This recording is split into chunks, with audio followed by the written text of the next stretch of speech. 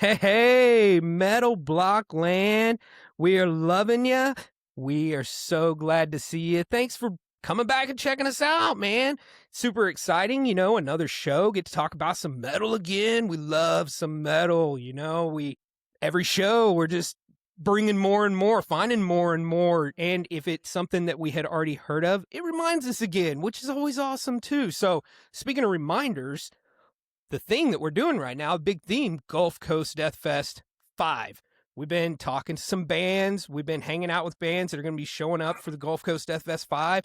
Super excited about that, too. So it is March 13th, 14th, Brando. I got those dates. All right. That is going to be at, Pub 529 in Houston, Texas? Sounds right. I'm not an elephant, but like I said, every now and then I can remember something, y'all. So don't miss out on that show if you are in the area. It's going to be huge. I think they're done announcing bands, but there's sometimes a surprise one that pops up in the end. So just make sure you continue to follow all the way up to the show, just in case. Go check it out if you can. It's going to be rocking.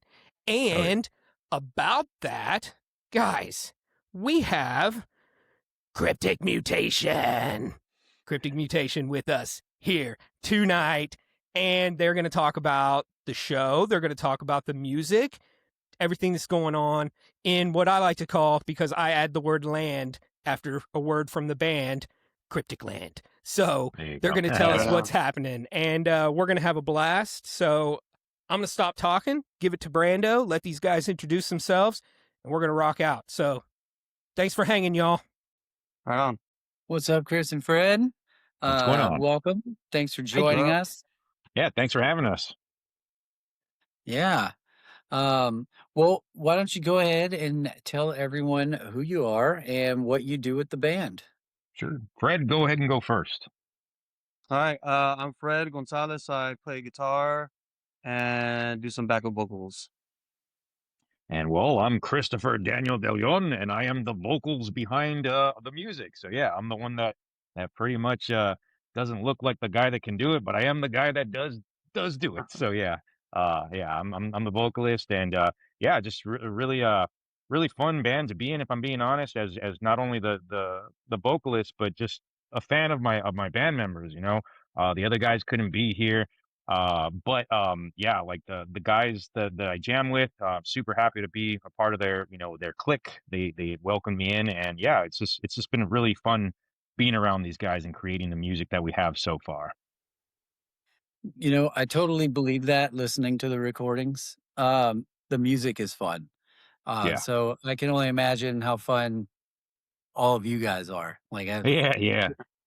I was listening to it again on my way home. Like I just got home from work like 35 minutes ago, by the way. But I was just jamming it on my way home again, and I was just like smiling the whole way. Like, this shit is so awesome. It's so fun. Yeah, I'm glad to hear that, man. We definitely like to make sure that even though our music is rightfully brutal as it can be, it's still like a good time, and that's especially what I like to go for. I know Fred likes to do the same, so I'm glad we have that impact on you guys just from listening to it.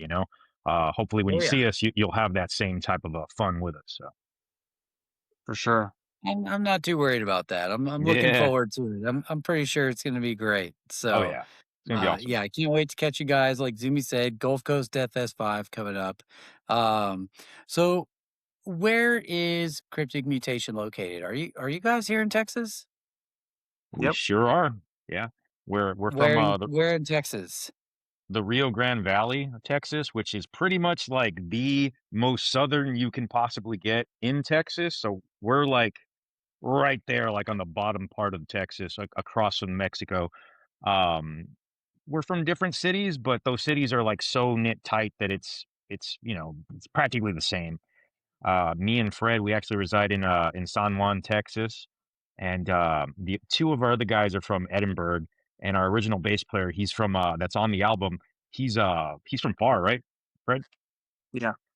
Yeah, Far, Texas. Okay. So yeah, we're all very close in the same area. But yeah, like as far as like no one that's ever heard of the Rio Grande Valley, just think of it as right across from Mexico. So can't get any There you more go. southern than that. All right. So that's cool. So it's just gonna be a couple hour drive for you guys to come up here in 2 weeks. Yeah. Couple hour, I don't know about a couple hours. It's still gonna be like what, like a solid like 6, I think, 6 hours for us Yeah. to get there. Yeah. Depending I on the always tea forget how breaks that big we got to Texas take. is. Yeah. Yeah.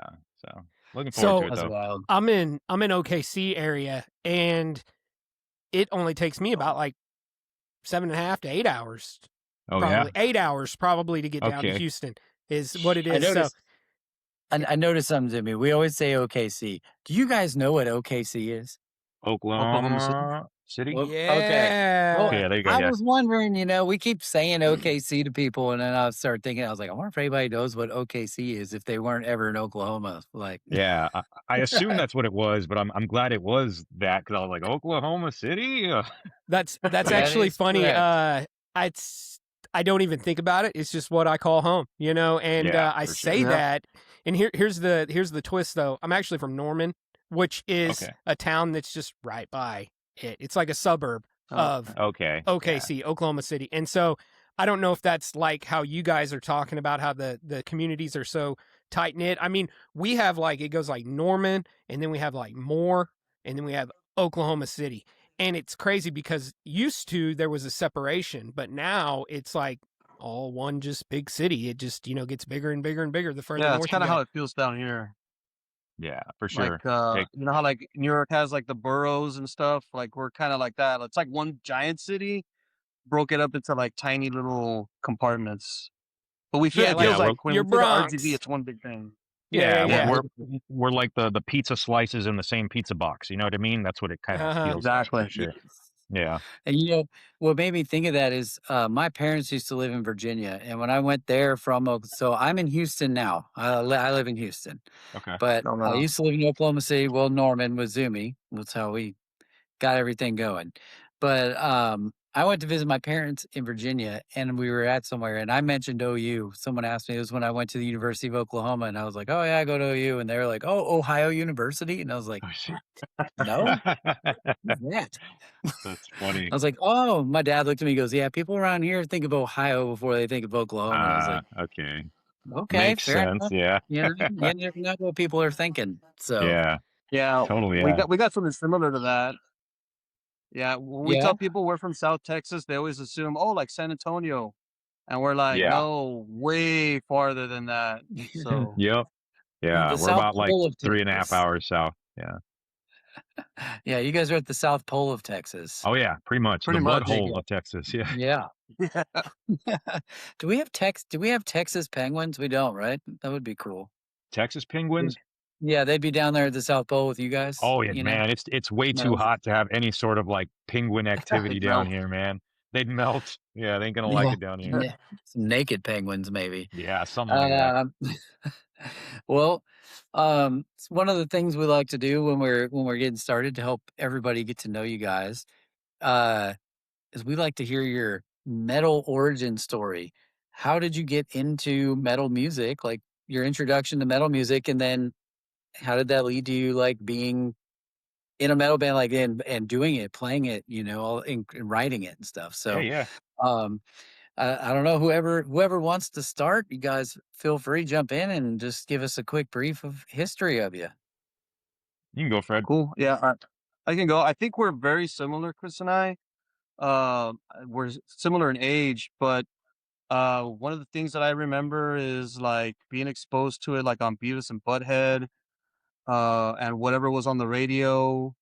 And of course, like a lot of people, like my gateway band was like Metallica, and then you just discover like the big four, and then there's Pantera, and then people show me like, hey, here's Sepultura, right? And then it just goes heavier and heavier and heavier.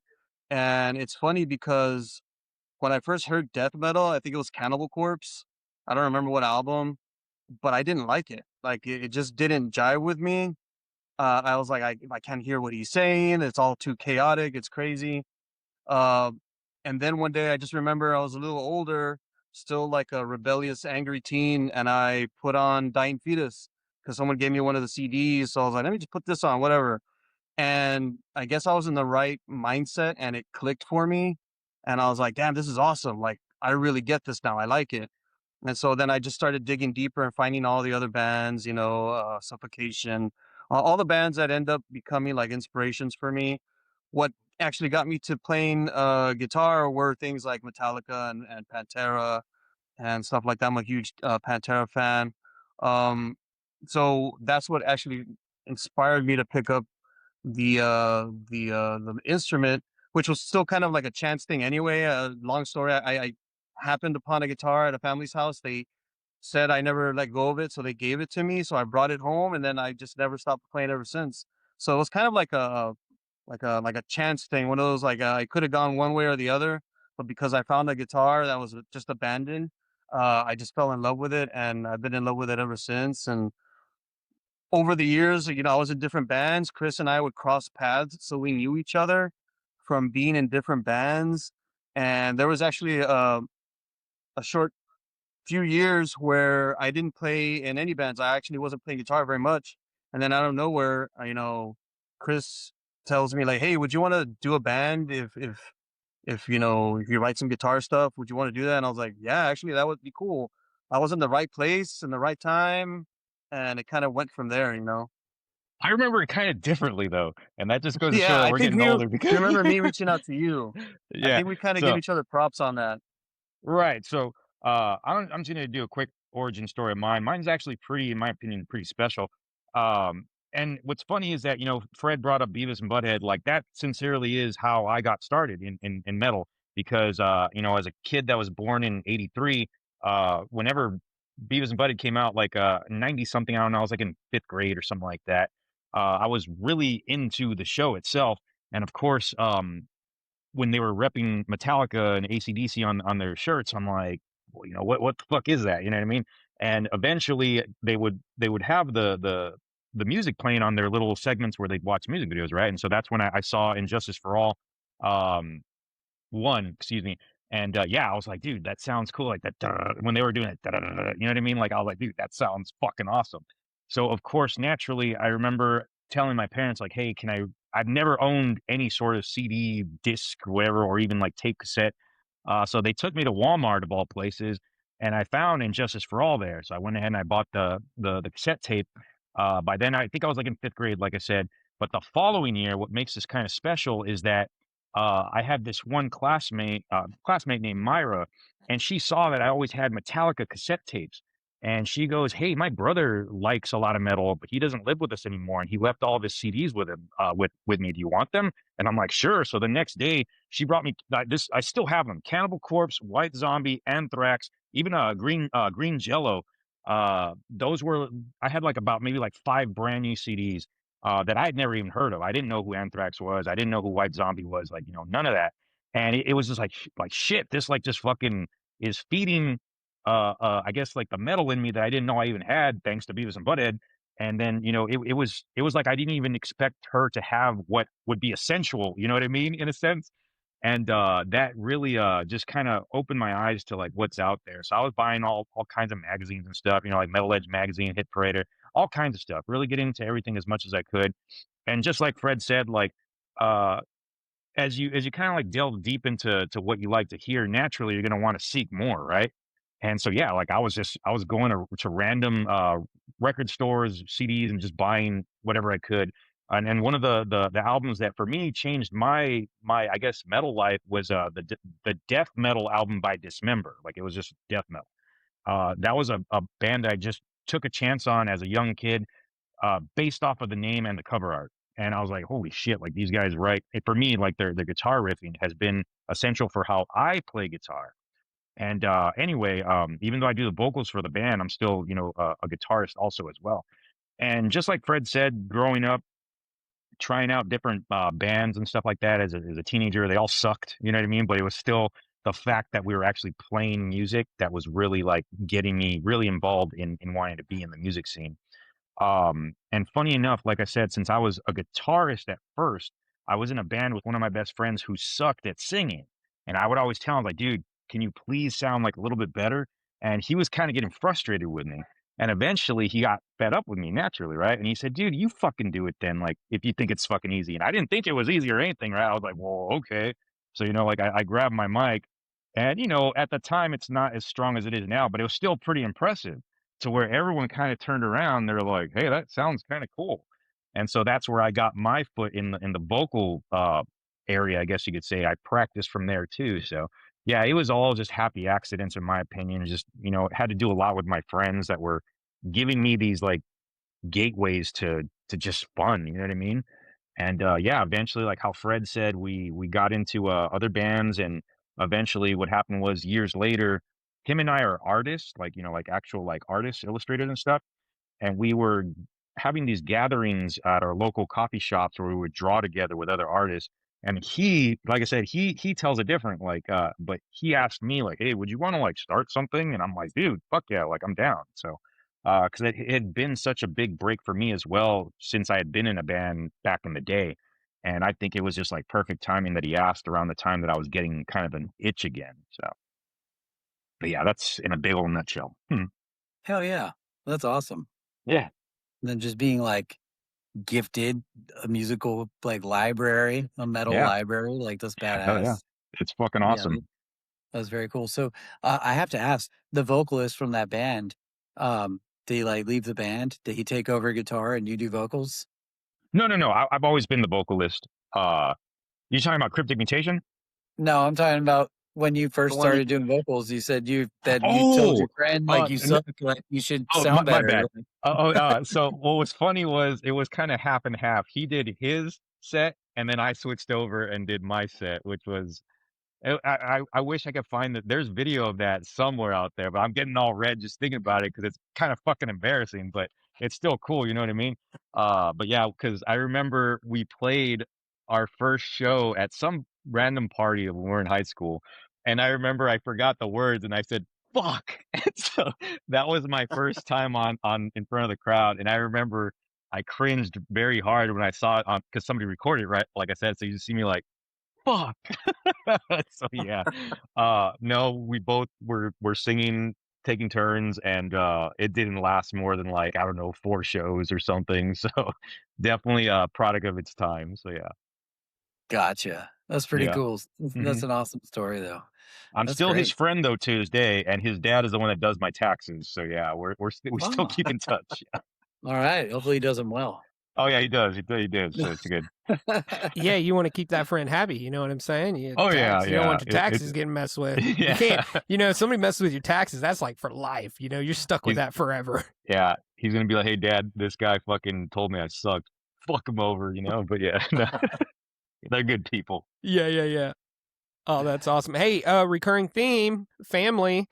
Fred over there, you know, influences a lot of times we hear family, whether it's a family member, or you know, your people were over at a family member's house and somebody over there influenced them. So a lot of times it's grandma too. You know, grandma's like grandma buys them their first instrument or whatever. So that's on. pretty, you know, awesome because we hear it Yeah, again. grandma's like, I'll buy you a set of drums. And it's not gonna be at my house. Yeah, well, Yeah. you can take it to your mom's house.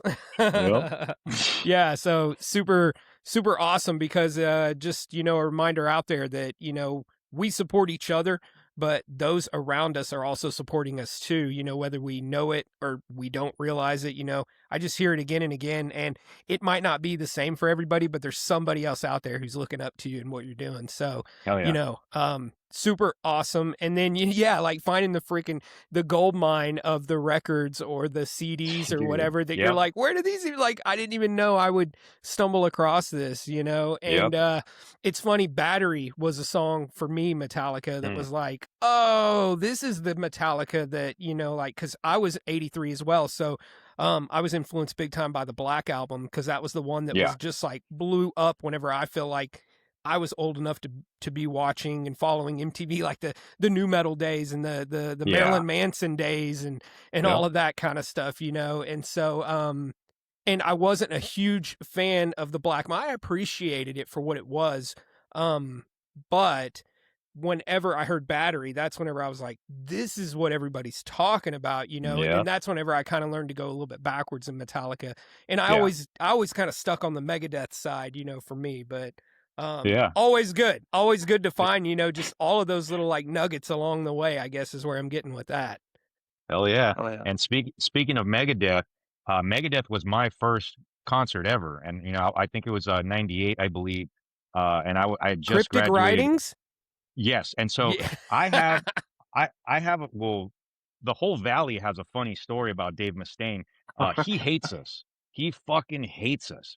Now, I actually made a quick little video on my Instagram about it, and that motherfucker blew up. Like, it went viral because of, like, I guess the story behind it. Because there's a clip. If you guys don't know this, if you get on YouTube and you type in Dave Mustaine hates McAllen, Texas, he'll say, like, there are some places I'll never play. I'll never play McAllen, Texas. You guys suck.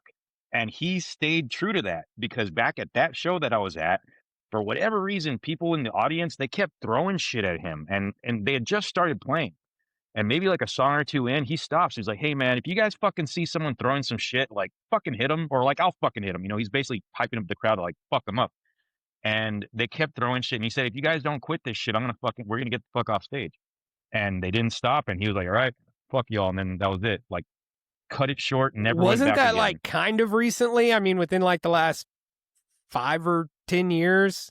I know that I mean, 10 years isn't recent, but There was the Aaron Lewis thing that happened a few years ago. Oh yes. So yeah, so the Ah. dude from Stain, Which is a he similar got, situation. but no, his was dumb though. Aaron Lewis, because he wasn't doing Stained, he was doing his like country stuff. An his acoustic I wasn't solo. at- Yeah. I wasn't at this show, but word spread really quickly that night.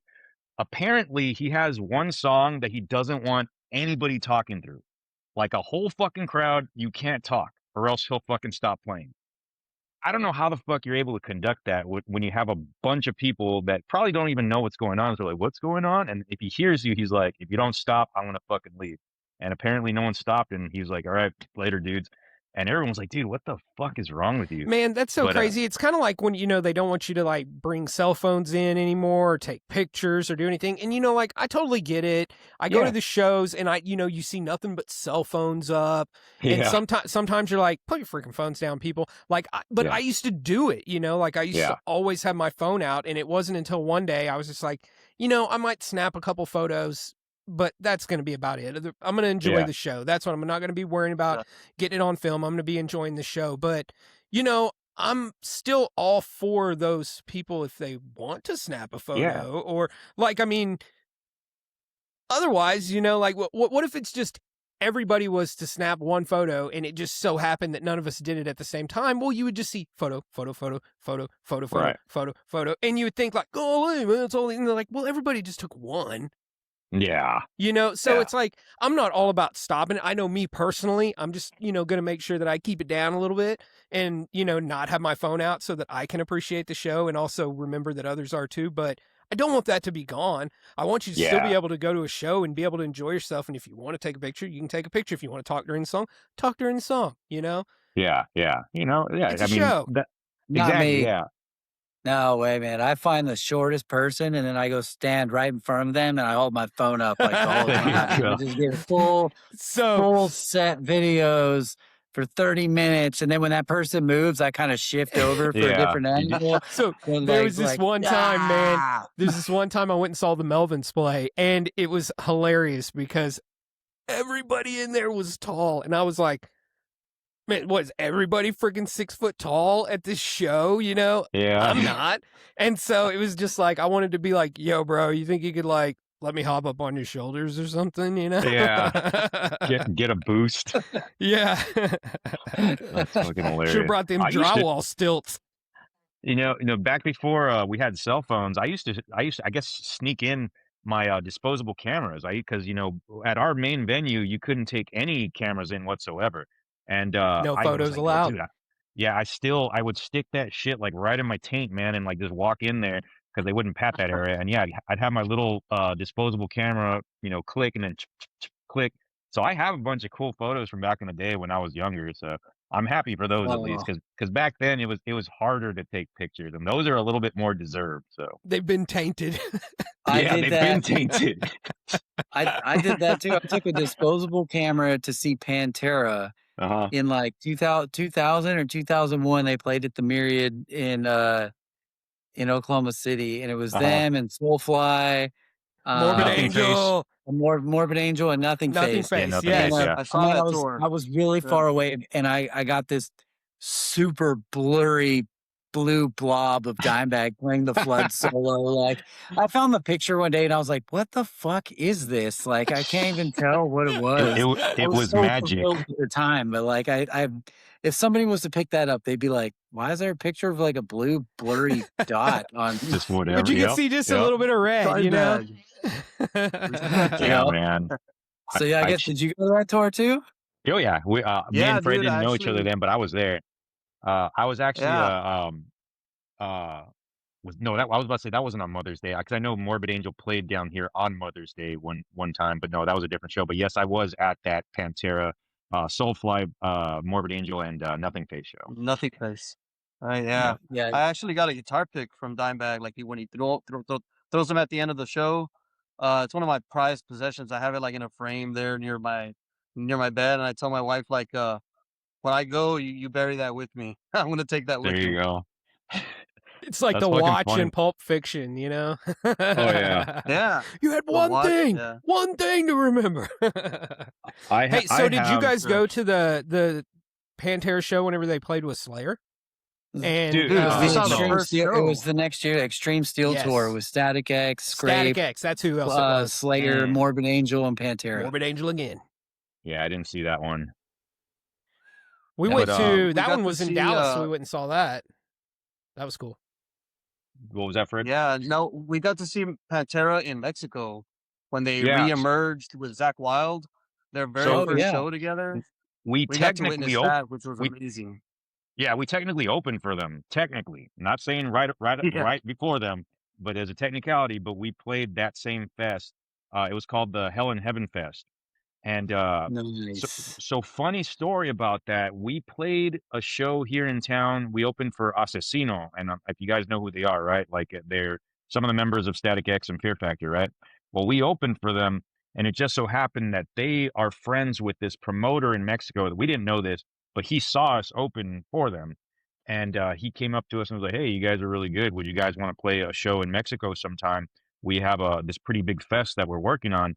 And we're like, "Oh, cool." He's like, "Yeah, we're gonna have Pantera there." Now, mind you, there was no at this time rumors going on that they were getting back No together. So I was announcements. kind of like, yeah, sure, I guess. Like maybe he didn't know. I don't know. To put it simple, maybe he was just being a poser. I don't know. If he sees this, I'm sorry, but that's not what you know what I mean. But we didn't know that they were having this thing cooking up where they were going to get back together. So when he asked that, we were like, yeah, sure, I guess just keep in touch, you know. And maybe like a month or two later, we started getting wind that they were gonna supposedly start reuniting, and they were gonna have Charlie and Zach, you know, like to fill in. And all of a sudden, we get the email about like, "Hey, would you like to play a show that has all these fucking bands?" And we're all just like, "Dude, what the fuck? This looks like a fucking AI generated bullshit fucking show." It was Dream amazing. list. And right there, we saw Pantera, and we're like, yeah, please," you know what I mean? Because we all grew up on Pantera, man. Yeah, So, how the fuck do you turn that down? man, and so Yeah. exactly. So if it weren't for that one fellow that saw us, man, you know, thankfully he knew what he was talking about, and thankfully he was cool enough to actually have us out there. They had different stages, and we played the New Blood stage, which was still a pretty nice experience there. So very cool. Yeah. That's awesome. Yeah, Hell yeah. Dang. yeah, dude, it was ridiculous. I've heard of that fest before. I've heard of that Mhm. one down there. I I'd know never that heard of it before. a lot of awesome bands I've heard play at that. Not to bring Oh, yeah. Megadeth up again, but I think they played down there. They were I was gonna there, say. and I believe They were there. Kiss. That was like Kiss's last Mexico show or some shit, or I forgot what they said, but yeah, it was all kinds of shit. We're Like, it never was- coming back. Ah! yeah, you know how that goes. But yeah, but yeah, it was awesome. It was really cool. Yeah, pretty sweet. What an experience, man. Mhm. Getting to play all those shows, you know, like so much fun. One of the Yeah. things I miss the most about, you know, like being in a band is actually going on to the shows. And I remember those moments too where you like mess up and you're like, oh, and you do feel bad after, man. You feel like, how could I have done that? Like Yeah. I knew this part so well. Yeah. Or, you know, it's Mhm. like you're too worried about that part that you always mess up on in practice or whatever, and then you Yeah, mess I up mean, on And something you mess up you're not another part. supposed to. Yeah. You're like, how did I mess up on that? So, you know, it's just real life Yeah. stuff. And we talk yeah, about that on the show too. You know, you just get back up, keep playing, or keep playing through it, yep. you know? Or It's We you I did was just that as a pretend like band you on meant to do that. tour. Yeah. yeah, like I meant to do that. What are you talking about? You What are you did that talking about? wrong, you know? That's how the song goes. Uh-huh. Yeah, we wrote it that way. Yeah. You can have fun with your band members when you don't mess something up. Like act like give the look and like make it look like something who just messed up. Yeah. Fuck with each other in That's that the way. big tell when everyone that turns around and looks at one person. that Yep. That's when fucking the crowd knows that eye something look. fucked up.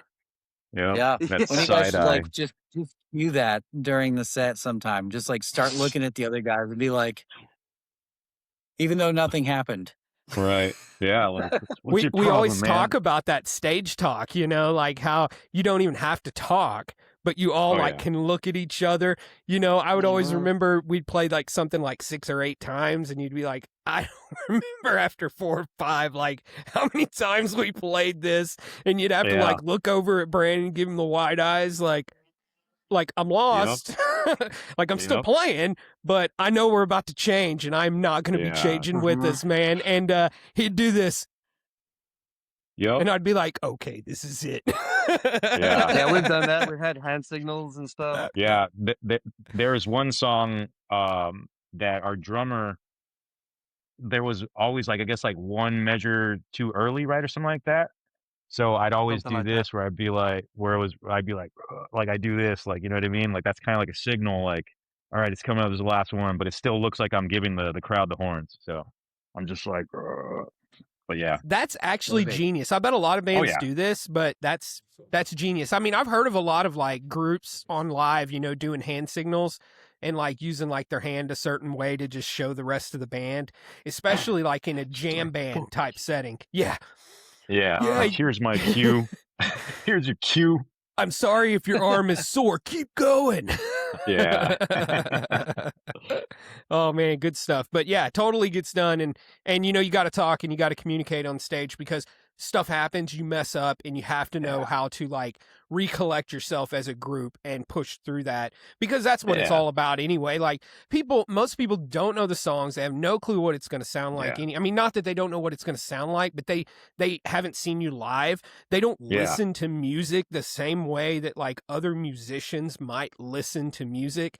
And so Mhm. there's a lot of grace that's kind of given there. Now, every band you talk to still wants to put forth the best effort. And, you know, Yeah. that's why you go to the show. You know they're giving it their best. And I would say that almost like 9.9 times out of 10, it is an awesome show, but you catch Yeah. something every now and then, and it just happens. But it Yeah. happens to the best of them too. I've seen Kerry King messing up, not personally, but just Yeah. recorded.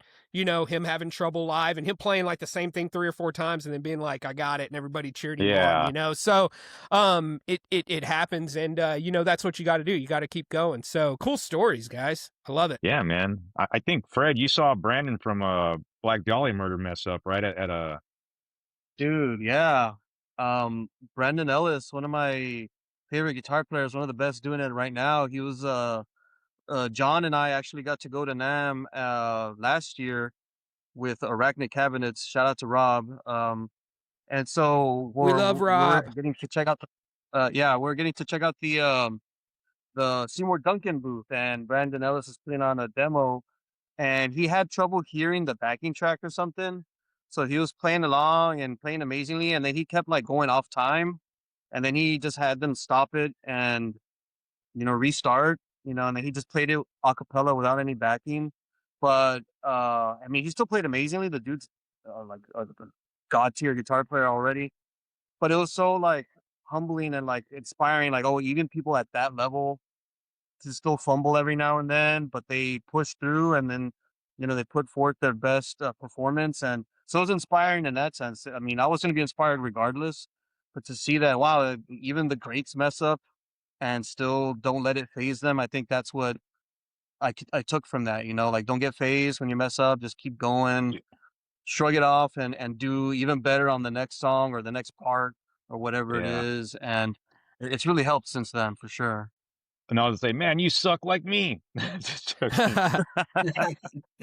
They'll kick me out of that place. They'll find out that I'm there. You know, like, it's freaking tough. Everybody's been, like, in Oh front of yeah, somebody and gotten it's nervous before, and then, like, when you you're out mess under a up microscope in and those situations. yeah, and everybody's, like, watching you and you mess up, and then you just, like, forget everything, you know? Yeah. And it's just, like, nightmare scenarios, and so that's why, practice, practice, practice, practice, like, Yep. make sure you Mhm. know what you're playing, so, 'cause it will happen. You'll, like, black out, almost, not, like, pass out, but you'll just be like, I couldn't remember what we were doing right there, Yeah. like, lucky we held it together, but it's like part of it, it's part of the fun, too. Yeah. Yeah, it is. Makes That's Oh for what I great man. love about stories. performing. You have to be in the moment. You can't be thinking about your bills or your whatever's bothering you or some shit that happened earlier in the day. I'm listening to the drums. I'm listening to the vocals. I'm locked in with these guys, so I don't fuck up because they're trusting me. I'm trusting them.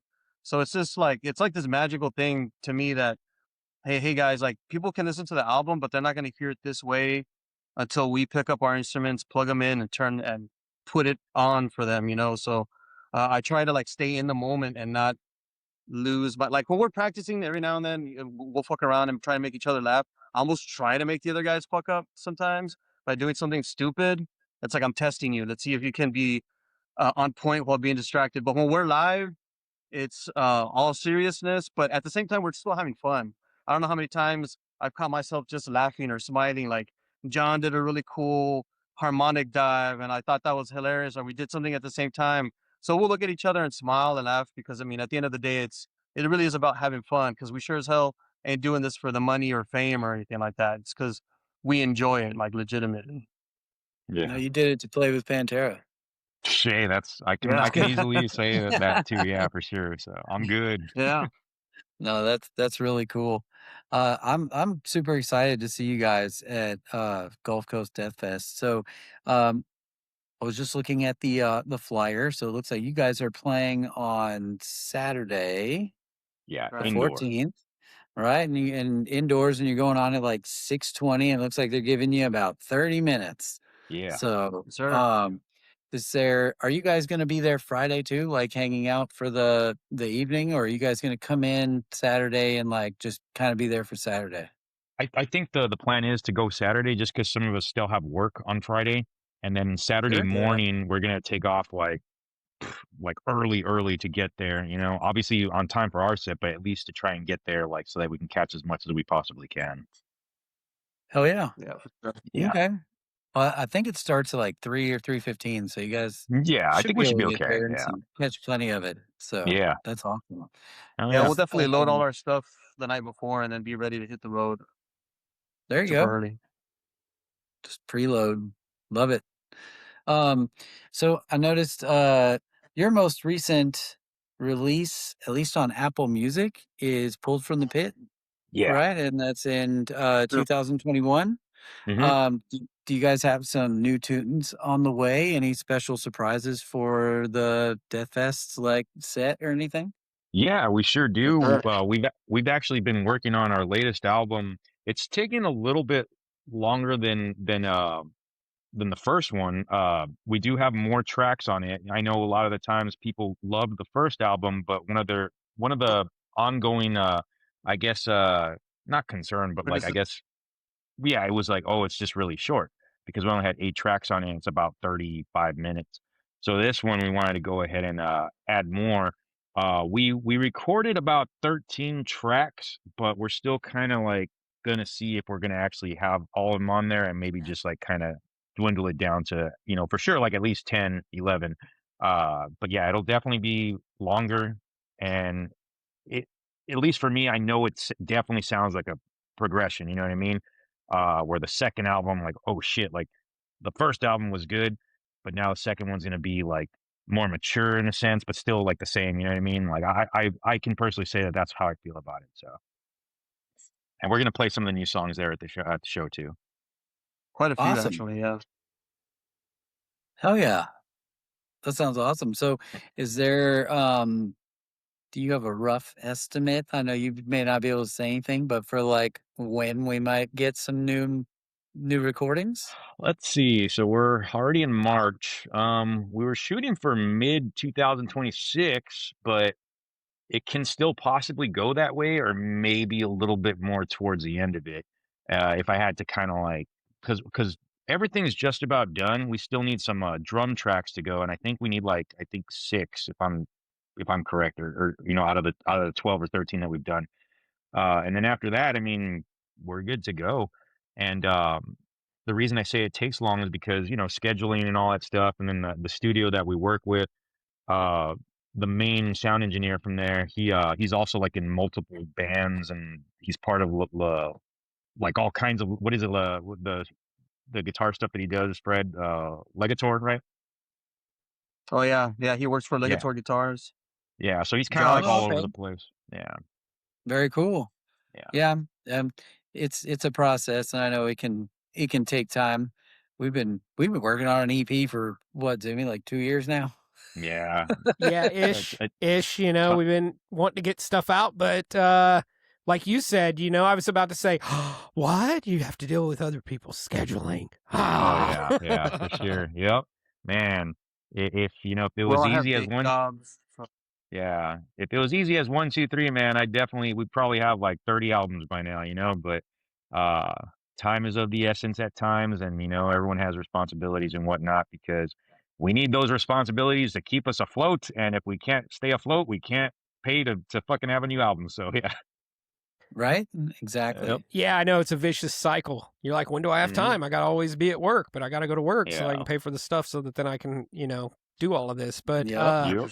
so do you guys do a lot of tracking at home or anything, or is everything tracked and done in the studio? It's done at the Everything's studio. yeah, just done at the studio. Yeah, for sure. I know I don't have the Yeah. skills to do that at home. I don't even have like a PC at home, you know what I mean? So, uh, I definitely am just very old school when it comes to writing music. I'll just record it with my phone and be like, "Hey, check this out, guys. Let's work on this," and I feel like that's what everyone else does in the band. And uh, when the magic happens and it's set to go to the studio, that's when we leave it up to the professional, of course. Yeah, we've talked about that time and time again too, about how cool it is that nowadays it's so much more accessible to actually do the tracking and recording and everything on your own, but something Right. about too just being able to say, yeah, but this way if I go into the studio, all I have to focus on is my part. I can let him worry Yeah. about making sure everything's gained in at the right levels. I can let him worry about making sure that, we have the right mics that we're using, Right. and not the drum mics for using the bass or something like that, because each piece of equipment has its purpose too. And so I do understand, because everybody was like, oh, it's easy to track on your own, and so we were like, let's try it. And so I would actually jump back a little bit and say, well, Brando, that's why it's taken us 2 years, is we're also Yeah. learning how to be music recorders too at the There you same go. Yeah. time, audio No, it's very engineers. true. So, It- I want to go back in time and just go to a studio. Like yeah, these- we talk about that all the time. We're like, so studio, is it just time to do a studio? So, I think that that's still like probably the way, if you have those means and you can, or the resources to get in there, and you can just focus on your part, you probably get the best product. Yeah. Yeah, for sure, definitely. And of course, it'd be nice to be able to have the skills to do stuff on your own, right? But obviously, like how you guys said, you're practically learning as you're going, right? And sometimes I think like, man, I don't even think I'd be able to do that. You know what I mean? Like I probably A wouldn't even lot know. of do-over, man, that is Oh yeah, I really bet. frustrating, Yeah. Trial and and error. yeah, and you being like, well, I guess we'll record that again. And usually, Yeah. like Brandon, he's like, well, I guess I'll record that again. And I'm When like, yeah. Yeah. it, Like for example, we did one song, and like I recorded it a second time to get it more on time and like more like just better. But I did some punching in, and then in some spots I was like, you know what? I'm gonna do both guitar parts and just like stack them and record, like play it once, but record it on all the tracks so they're all doing the same thing. right. Then I got all the way through it. It took me like 2 weekends. I redid this whole song, and then when I finished it and sent it to Zoomy, and he was like, "But the volume's like are like this. And then I like, so I just re-recorded again this past Oh yeah. weekend and found that if I separate them and I don't just do all of them at the same time, it's like it amplified it. So just re-recording like one of the guitar tracks leveled everything out. And I was like, okay, lesson learned. Like I Yeah, just there did you that go. 3 times. I just spent like 6 weeks doing one song because I only have time to play on the weekends. So it's like, Yeah. man, it's slow process, you know, but Yes. like the things you learn doing it is like, Slowly but surely. yeah. That's awesome though. So what is the Kryptik Mutation like creative process? Like how do you guys go about getting the juices flowing and writing new music? So all of us in the band can play guitar, you know? And we kind of spitball ideas. Some of us have written full songs, some of us have just contributed different riffs, or when we're in practice, Fred has done this a good amount of times where he's just playing something, not even he's fiddling. And I'm like, hey, that sounded fucking cool. And then Danny will be like, the drummer will be doing something. And I'm like, dude, this sounds fucking badass. Like, who cares about the songs we were gonna practice? Let's focus on this. And that's how one of our newest one of our newest songs on the newest album came about. It's a song called "Possessed by the Disease," and that was just improv. And I was like, well, that sounds fucking awesome. So, and That's yeah, I mean, awesome. Sounds very organic. I like oh that. yeah, yeah. Yeah, But for sure. Fred, what would you say about it too? Yeah, I mean, we don't like to pigeonhole it to like just one approach. Like Chris said, like we all like are overflowing with ideas, thankfully. So like having ideas has never been an issue. It's just like putting them together. The newest album that we've been working on came in a lot of different ways. Like you said, spontaneously on the spot or fully written at home, or sometimes I'll write just a part of a song and I don't know where else to go with it. So I'll shoot it over to John or to Chris, or we'll all just jam on it. And they all of those ways work. So we just kind of let the songs come to us as they naturally would and just kind of go from there, you know. But one of my favorite way of doing it is just like Chris said, just jamming with Danny. The dude is like an amazing drummer. So getting able to just riff out and have him follow, like when you play with someone for long enough, you kind of have like a connection. So if I know I'm going to change after a few bars, I feel like Danny already knows I'm going to also. So we'll change rhythm or style, and then it just kind of flows naturally. And even some songs from the pit came together that way. Brain Splatter was kind of written on the spot, just jamming out one day. Probably one of our first jams.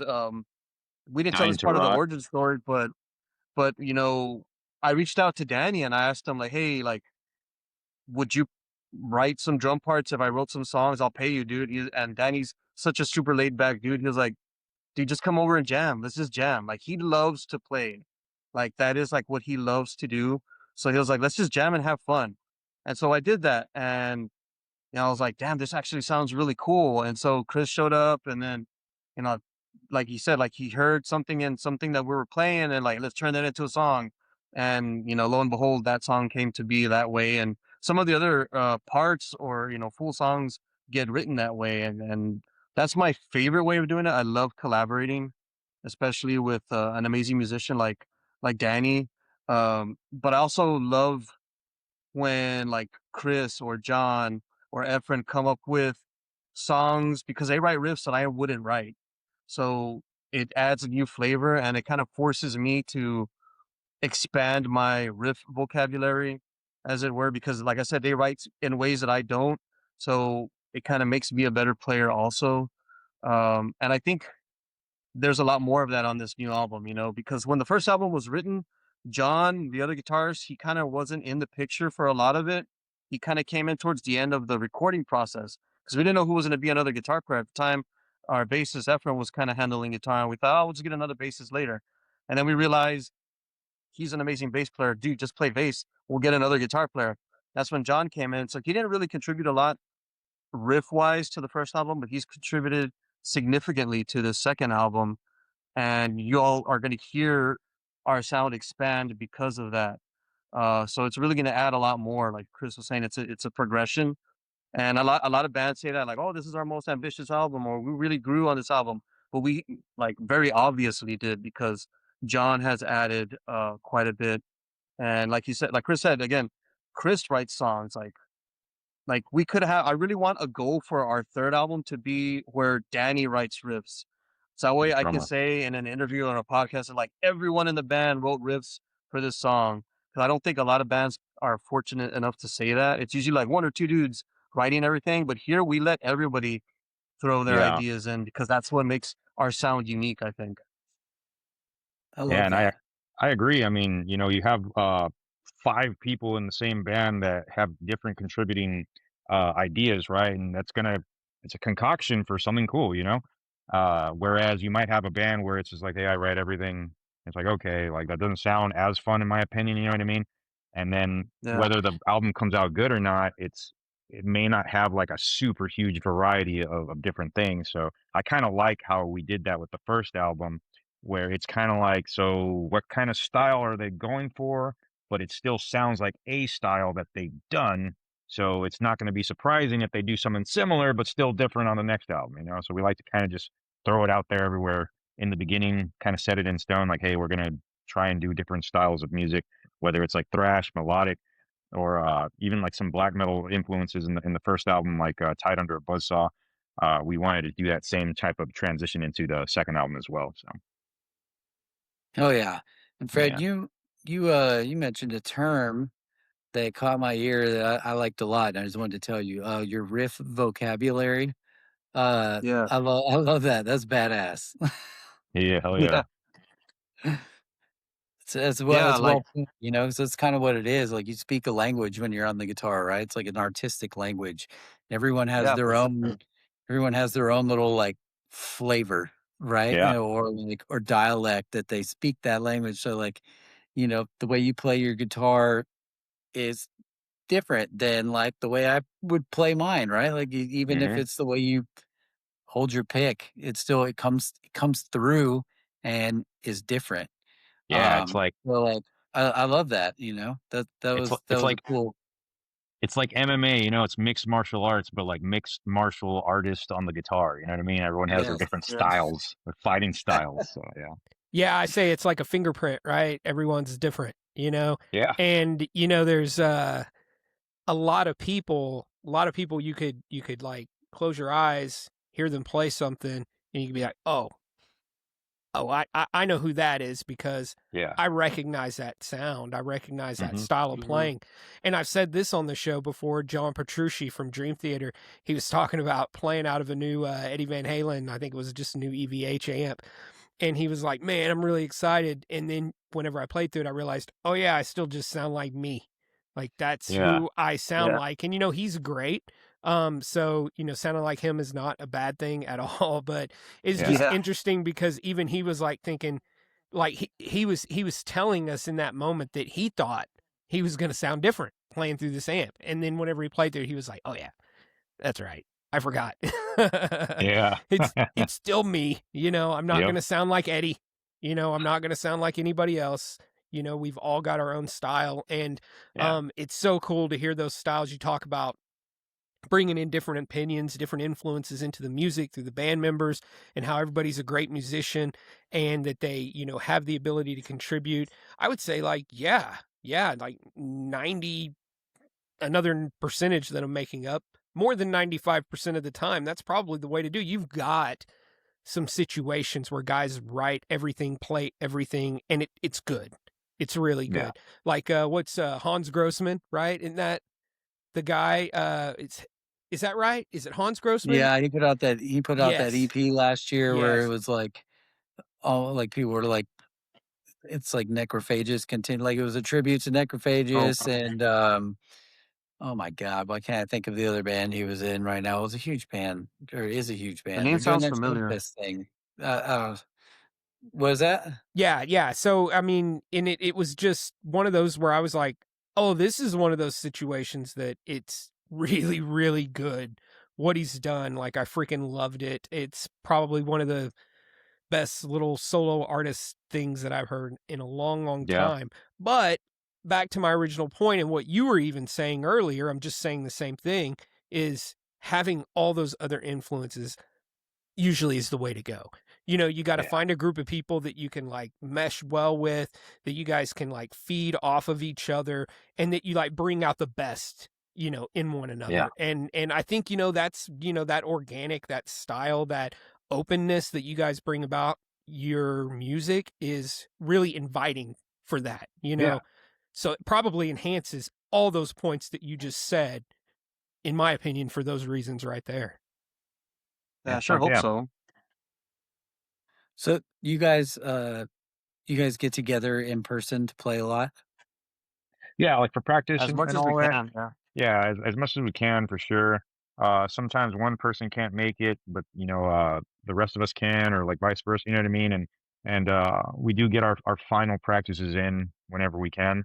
But we have to also make do sometimes when someone's like, "Hey, I got called into work," or if they're on call or something like that. So yeah, I mean, we definitely try to get as much in as we can, and if we can't, we still tell each other like, "Hey, well, we know what we're doing, so just don't fuck up if we don't get that much practice for this next show." And so, you know, luckily we've been pretty fortunate to where we haven't had any sort of like bad fumbles. We're like, "Fuck, we need to practice." Like at the end of the day, I believe in the guys, and I feel like they believe in themselves too.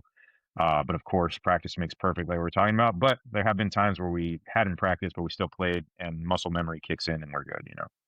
Mhm. It's also just a good time, right? Yeah, I mean, yeah. It's one of those things where Yeah. it's like, what are we worried about? We're like, well, you can fucking embarrass yourself in front of all these people. But like, yeah, but that's not even that worrisome, so we're okay. And we do Yeah, well. So that's funny. So like, that's cool. yeah. But no, yeah, we've luckily had some really great shows. So Hell yeah. What would you say has been each of you feel free to answer, like your favorite show that you guys have had the opportunity to play? I'm gonna Wow. give a shout out right now to Laredo, Texas, because man, I think we've had Oh yeah.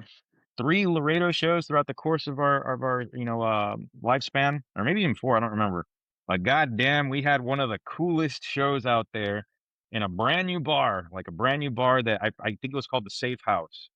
I had Yeah. never seen so many people have that much fun before in my life, and even the bar owner was fucking crowd surfing, giving us free drinks. I don't drink, but he was having a blast. He looked like he was like, "Man, if this is how it is every night, I have it fucking made." Unfortunately, it wasn't like that every night, and I think it closed down after like 3 months because we had a show just shortly after that. Within 3 months, I was like, "Hey, what happened to the save?" I was like, "Oh, dude, it closed down." Like it was something that short. I could be kind of over exaggerating, but it definitely was before a year passed. And we're like, Yeah. really? We're like, yeah. Like, dude, y'all's was like the fucking coolest show that time, and it didn't survive much longer after that. I was like, damn. But we have it on tape. Dang. We recorded it, and it was fucking awesome. It was probably one of my favorite times I've ever had in a band. So Hell yeah. yeah, it was Fred, what about you? awesome. Man, we've had a lot of memorable shows. But I think if I had to pick, I mean, yeah, it is a tough question. So rather than say like my favorite, I think one of the most like standout ones, I'd have to go back to that Mexico gig because that was a huge stage. I think that's probably the biggest stage we've been on. That was a huge crowd, like, and we were set up right at the entrance of the fest. So Yeah, as we could see like the gates as people were walking in. So as we're playing, we saw them like come and yeah. check They were us out, like, and then they oh, said, yeah, "Yeah, like who are these guys?" And so they made like a big pit. They had these big LED screens behind us, and there's pictures of it where they have our logo really huge on it. So that was fucking cool. Um, yeah, like I think that gig especially because, and here's the funny thing, and Chris can attest to this. I remember like maybe a year or two before that, I had like a random like afternoon nap, and I woke up and I told the guys like, "Hey, I just had a dream that we played a really huge fest. So hopefully that happens." Cut to, oh shit, here we are. We had our own little yeah, like tent in behind the stage just for us. It yeah. was kind of like that Pantera video where they're in Russia and they have a tent, and he's like, "Look, here's our chair, here's our light." Oh yeah, That's basically what we had. that was There's like it. a Yeah, table and a couple of chairs, yep. and we're just hanging out there. And then we went up to the stage and fucking killed it, and it was amazing. Like it was so memorable, and we weren't even playing on our gear. Like Oh yeah. musicians, like metal musicians, we can be really picky. I was playing through some like random like Marshall head, and I don't even know what cab. And I was like, oh my god, this is gonna suck. And it didn't sound like the sound that I liked, but when it all came together, it actually worked out really well. So I mean, you just never know, you Yeah. know. But that one was super memorable. Hell yeah, that sounds memorable. Both of Yeah. those do. Those good answers, guys. That's Yeah. awesome. Yeah, great stories. I love It's it. fucking Love cool. it. Just getting to the stage was fucking adventure. Oh yeah. Well, you both mentioned that you guys both play guitar. So I'd love to hear about like the gear you guys like to play on. Like what kind of guitar and amp do you guys both like to use? So I'm a Line 6 guy. You know, I always have been. I love the sound that I can get out of Line 6 amps. I do have a collection of guitars. Like ever since I started working, I never got married or had kids or anything like that, right? So a lot of my funds were to have fun, you know what I mean? And me being the musician that I like to be, I was like, well, I want to try this guitar. I want to try that guitar. I want to try that guitar. And I have a buttload of guitars. It was one of my favorite things to do was to collect guitars. You know, I have like Schecters, Ibanez, um, LTD, you know, ESPs. Um, my most recent ones I started using were Solar guitars. You know, I think Fred was the one that turned me on to those guys, and got like some custom made guitars as well, you know. But yeah, There you go. it's cool shit, man. Like I just love guitars. I actually I retired getting guitars because I was like, you know what, like there's a certain point where a lot is too much, you know, and that's basically where I started just kind of like, you know what, yeah, gotta stop. So I do have a nice little fat collection of guitars, and whether I get to use them or not, they're nice little display pieces, you know. A lot of the times whenever I write riffs, obviously I get to choose like which one do I want out of this spice rack, you know what I mean? But yeah, I think beautiful excuse me, I think guitars are beautiful, you know, whether you play them or not. They're an instrument that I feel everyone can appreciate. And yeah, man, like I cannot help drooling over a really nice guitar, whether it's mine, someone else's, or just there in the store, man. They're fucking awesome. Oh man, I'm with you. I like I can't stop. I just window shop on Reverb, the app, like every night. Like I'll Yeah. be just consider I'm just like just a bunch of shit I can't afford. Like that I Yeah. can't Yeah. we'll never have, but I just love looking at it. There's such cool shit out there. Like there's some Yeah. really cool stuff. It's Yeah. awesome. I'll keep it modest at times too. Like I don't need like a super expensive guitar, but at the same time, I have gotten guitars that are a little, you know, more than average as far as price wise. But it goes back to saying what I said. Like I just love guitars in general. I think it was Fred. I think you're the one, Fred, that showed me that fucking Masters of the Universe lunchbox guitar that I also own. Oh Was yeah. yeah, just some stupid shit like that. Like I'm like, dude, I'll fucking play with that thing, and it's the most rinky Oh dink yeah. cool shit that I have. So yeah. But yeah, Fred, hit him up with the Yeah. equipment I to mean, use. I'm kind of like Chris. Like, I love guitars. I've been fascinated by them ever since I was a kid. I mean, seeing growing up watching MTV and watching all the hair metal bands with all their pointy guitars and stuff. And so it's no coincidence that I'm a huge fan of pointy guitars. I'm looking at one right now. I've got a Jackson RR24. The thing is a beast. I actually been working on a new track with that guitar, and like Chris said, like sometimes picking up a new guitar gives me a different idea. But so Gives you new Jacksons are like powers. my favorite. Yeah, Jacksons are my favorite guitars, but I'm also super like protective of them, so I don't take them on the road, and I don't play them as live as much anymore. So what I've been using lately, like my number one guitar, is a Legion guitar. They're a more recent guitar maker, but they're fucking sick. In fact, Legion kind of helped us get connected with Thomas. Shout out to Thomas from Redefining Darkness Records, because I was chatting with the owner of Legion just randomly on Facebook Messenger, and I think I had a couple of drinks. I was feeling a little brave, and I was like, "Yeah, I'm working on a new album with my band," and the dude was like, "Hey, could you send me a track? I'd like to check it out." Long story short, he connected us with Thomas. Thomas liked it, and then he was like, "Hey, I'll put your stuff out." And so that's kind of how we got on their label, and he's going to be putting out this new one as well. So, I mean, you just never know what'll happen when you just strike up a conversation with somebody. But Legion is my favorite guitar brand right now. As far as cabs, I've been using an Arachnid cab for the past couple years. It's fucking sick. It's built like a tank for one. It sounds amazing, super crystal clear with super punchy tone.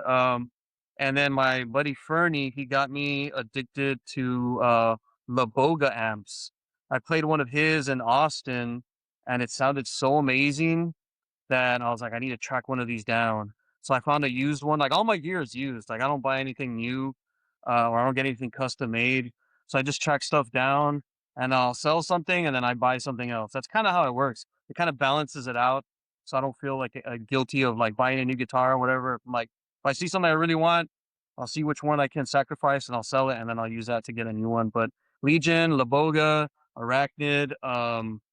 As far as like pedals, I like Eris Effects out of Canada.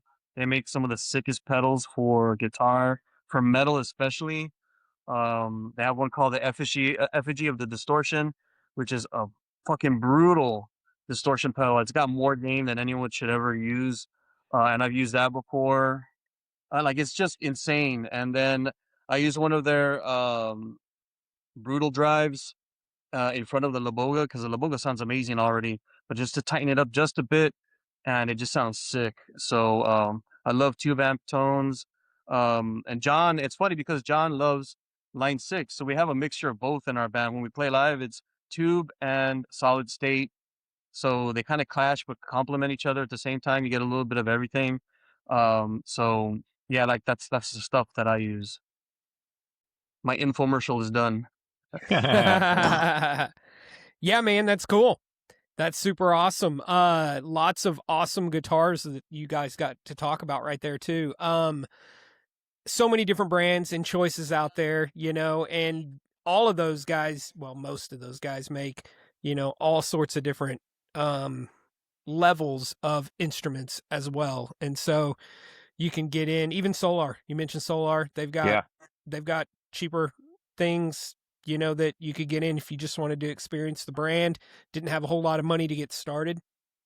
Just go out there, buy something, get started, man. Start rocking out. There's so many choices, but beware, like these guys said, once you start, you buy more. It's hard to It's an stop. addiction. And more. Yeah. Really and hard more. to stop. Yeah. Yeah, because there's just so many different kinds out there. There's all the different sounds, and then you see something that somebody else is doing, and it's just a little bit different, and you're like, oh, now I got to get one of those, you know. And so it's just like, because everybody's, you know, about the individual and their sound. They're just experimenting all the time, trying to find more ways to express themselves, and usually through that sound. So it's just super cool.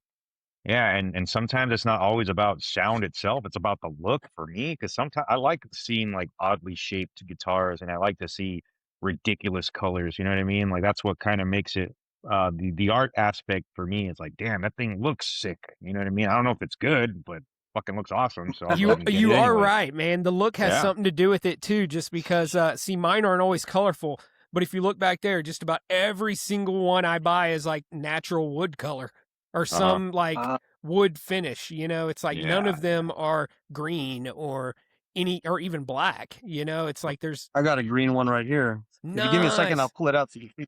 Yeah, Fred will grab it. Whip it out. Whip it out, bro. Yeah. It might be the Legion guitar, because I actually own this one also. Yeah, that's a fucking sick guitar to have. Oh yeah, the logo on it. It's just a vinyl sticker. But yeah, it's sick. It's a fucking awesome. Definitely color. stands out on stage. It's beautiful. Yeah. Oh yeah, I love it. That's great. So I want to get one of those. I don't know if you guys ever saw them. It was a Kramer. It was like mustard yellow, and it had a hot dog on it. Oh yeah, yeah. I know.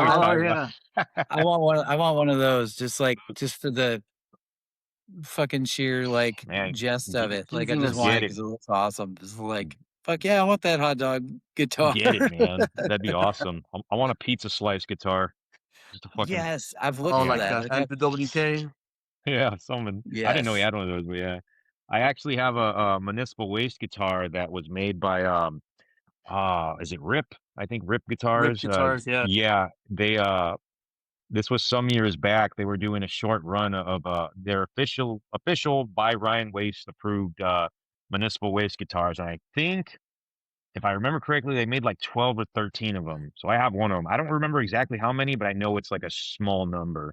And I have one of those, and I had to Nice. get it because I love municipal waste themselves, Wow. and then the guitar itself is just wacky but cool, So, yeah. That's awesome. hmm Yeah. Yeah, that's the neat different styles, man. And like you said, just going into the store, looking at them all, or window shopping Yeah. online, so much fun reading Yep. about them. And yeah, guys, thanks for sharing, telling us about your gear. Oh yeah. That's Right pretty on. cool. I know usually about this time in the show, we like to play a song. Because we've talked about these guys a little bit. We know that, Pulled from the Pit is the album that we talked about that they were doing like right in the thick of COVID, it sounds like, Yeah. and they put that album out, and I started thinking, I was like, well, you said that this one not as fast. It's like, well, everybody was sitting at home in 2020, just writing riffs all day. Oh yeah. Yeah, for sure. So, it was funny around that time too, I'd like go into a pawn shop and they'd have like no instruments on the wall. Like Oh, yeah, everybody nice. used all their Wow. stimulus money to go buy new instruments. And, for those that got great. stimulus money, and so it's just kind of cool. If they weren't buying bread makers, they were buying guitars, I Yeah. guess. But, Oh yeah. but, true, though. Margarita machines. yeah, margarita machines, whatever, just trying to, make through it. yourself a little more cultured and learn a new Yeah. skill, learn a new artistic skill and talent and hobby. But yeah, so play a song, Pulled from the Pit. That's the most recent one we got some recordings from. So, and like you guys have already mentioned, and I'm just going to say it again, it is a super fun album. There's awesome melody going on through it. And, shout out to the vocals too. I Thank freaking loved the vocals like so much. Thank you. I could hear like this really awesome old school death metal influence, but there was also didn't seem to have like limited in any way. It was like there was still just like their own creative influence, but really just controlled. If I was Yeah. to throw a word out there, controlled was the thing that really stood out. So, guys, I hope right now, if you're as excited as me, let's play a song. And we talked about taking one from Pulled from the Pit. And I think we said we were going to do, if I wrote it down right, Blistering Blow. Yep. So we're going to go with that one. Everybody, if you haven't listened to this album, go check it out, especially if you're going to go to Gulf Coast, before you get to hear some of the new stuff, right? So you can hear that progression, because we've talked time and time again on the show about hearing the bands change, like from beginning to end, or throughout is probably the better word. And it's always fun. It's always neat. Some people, like you guys said, you venture too far. They're like, well, it's not the same or whatever. But most of the time you talk to people, they want to hear something different from the bands that they love. They want to hear something new and something different. They want to hear something not too different. but not too different. But Yeah. something that pushes the line just a little bit, because that then doesn't even sound like them anymore. Yeah, Fuck but this like band. it opens up. It opens up what's acceptable, I guess is the right word. And so, we're always looking for that. And so we're going to stop, we're going to pause, we're going to check out Blistering Blow right now, Pulled from the Pit. Enjoy.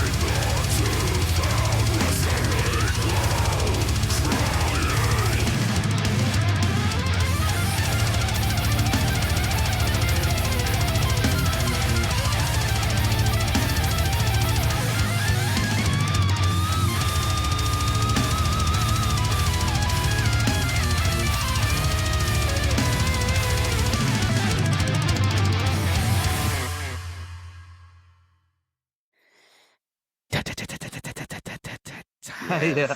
That was sick. That's it, man. Guys, thanks for letting us play the song. Thanks for letting us, just let everybody get a chance to listen to it.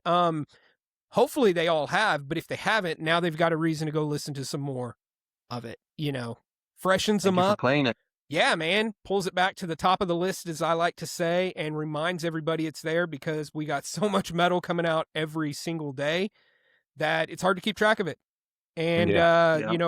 Brando over there is sharing as much as he can, but, we can't even by ourselves keep up. So it takes a village. It takes all of us together to talk about it, to promote it, and to get it out there. So you guys, we're going to continue to push any and everything that we see from you guys. So, thanks Awesome. again. Thank you. That's We awesome. appreciate it. We're loving Thank it. you.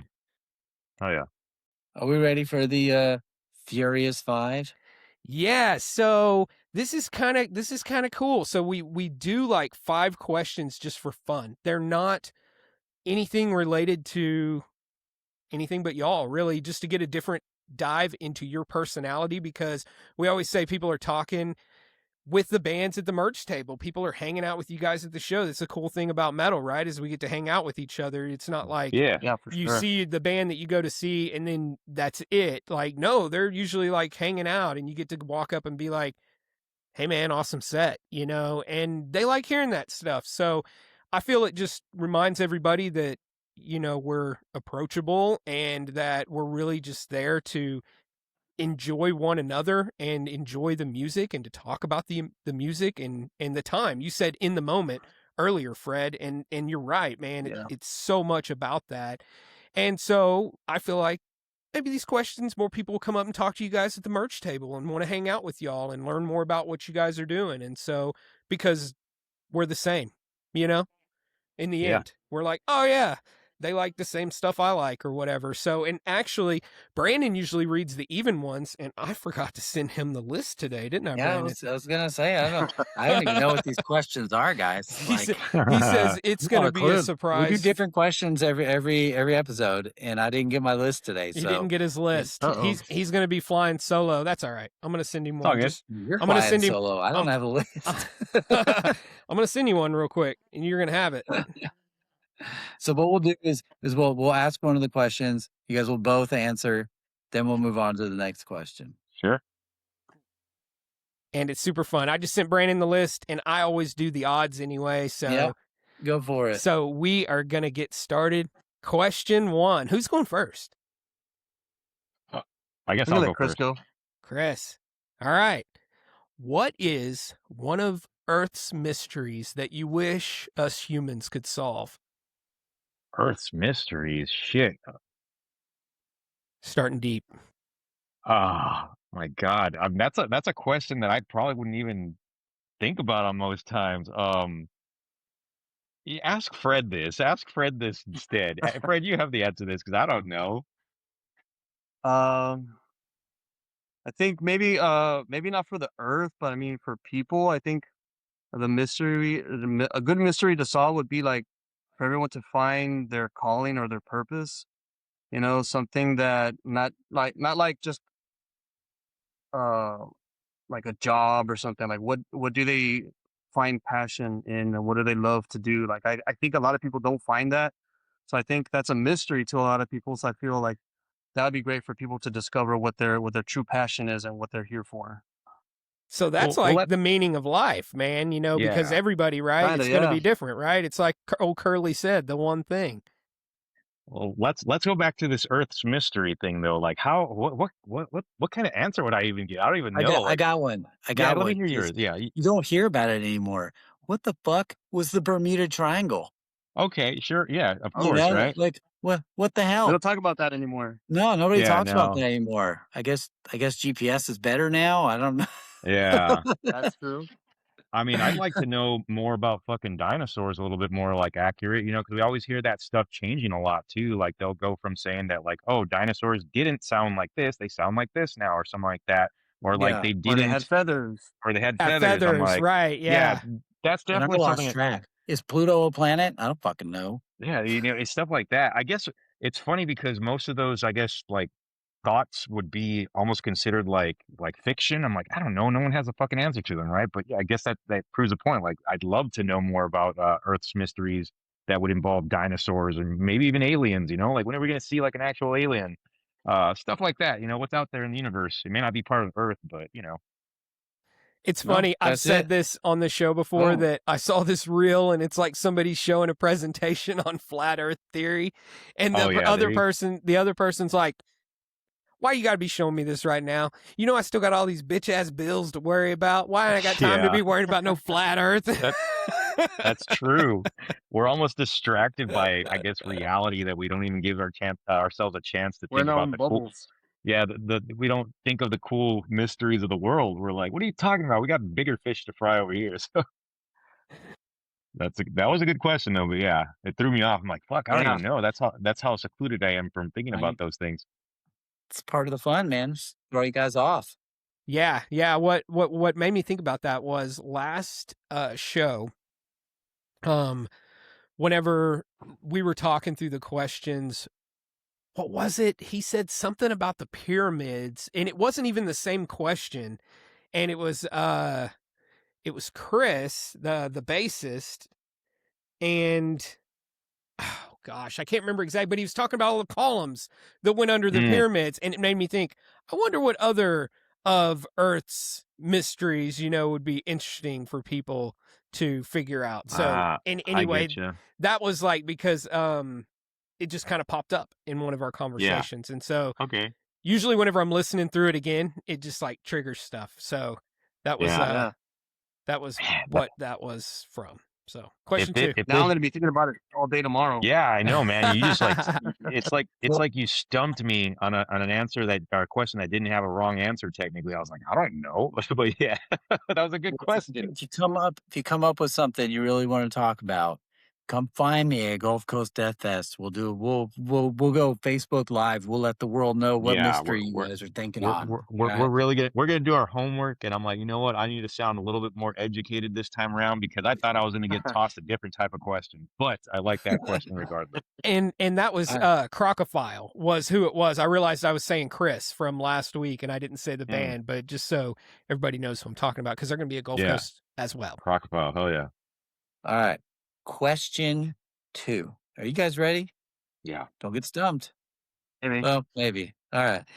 Would you rather live luxuriously or modestly?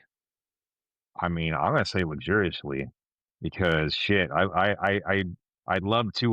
Well, I mean, not too luxuriously, but like I love guitars, man. And like I said, I retired from buying them because of expenses. But I was like, hey, if I can just make a house full of guitars, like it's just literally built out of guitars, I'd do that. It'd be pretty awesome. Just Hell turn yeah. The guitar I'd have house. yeah, exactly. And I'd pave like my driveway with a bunch of old compact discs and stuff, nice and like resined over and stuff. That'd be awesome. Shit. That I'll would be take cool. that. That would be very reflective. Oh yeah, fuck yeah. Don't step on my don't step on my driveway unless you want to get blinded, you know? So You might cause some plane crashes if you're like The under Tesla death like ray. a flight path or You- something, like. that's okay. I'll put it on the walls in the inside of my house. I don't want to hurt anybody or anything like that. What So, yeah. what if On we the do ceiling. what if we do a driveway to like cassette tapes instead or something? Yeah, you that know? sounds better. That sounds a little bit better, yeah. Now, I will say that does sound awesome. Like Oh, yeah. a CD, like compact Make- disc, like driveway, that would be dope. Like that would be pretty sick. Yeah, So it would be I pretty love awesome. I love where your head's at. Yeah, you know, just for fun. Fuck it. I can't do it now, so might as well do it like on that type of question. if I had Money's that no power. option. There Might you as go. well.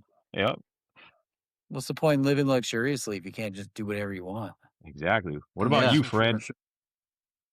I mean, I already live kind of modestly, so I wouldn't mind trying luxuriously for a little while. Why not? Yeah, I think that'd be great. enjoy yourselves. I'm Yeah. with you guys on this one. I'm going luxurious. Hell yeah, we got you, Yeah. man. Come on. So Who here's would've? here's where I hesitate. Every time in life that I've had more stuff, it comes with more taking care of, more responsibility. And that is the only thing. Now, if it were just given to me and I knew that like, oh, I don't really have to work hard, it's just here. Like that's just part of the weird rule. I think I Yeah. would probably be with you guys. But if I knew that like, oh, okay, by having a big house, now that I'm going to have to hire people to pay for cleaning or landscaping and all that stuff, well, that means now I'm going to have to work real hard because I got to keep these people paid, you know, on top of everything else. And so I think for me, I naturally just say, I'm done with more, you know. I kind of have what I need, and maybe I am ready for less. I don't know. I'm not. I hesitate to even say that because one day I'll wake up with less and I'll be like, "That's not what I meant." No.